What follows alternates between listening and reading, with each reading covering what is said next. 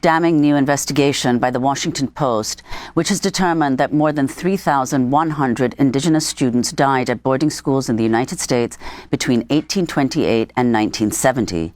That figure is 3 times the number of deaths reported earlier this year by the U.S. Interior Department.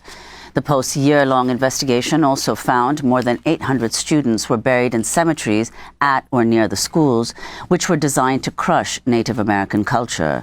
Many of the children had been forcibly removed from their families and tribes. One of our sources called these not schools, but rather prison camps. They were work camps. They were not meant to educate Native American students to become doctors or lawyers. They were meant to educate them, I say educate with air quotes, educate them in manual labor. Often the students were reported to be 2-3 years behind academically. Some students who survived these schools talk of coming home and having skills that were completely unusable in their communities if they managed to survive them. The impact of these schools is still being felt in many ways. As I mentioned, there are several hundred survivors from these schools.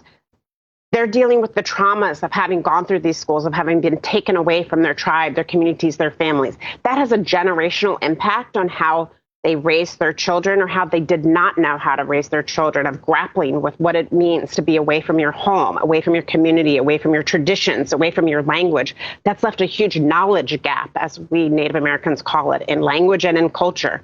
There is a rebuilding of those languages and of those culture traditions, but still it is very, very hard to deal with that trauma. Many Native American survivors are only now beginning to talk about these traumas from decades ago.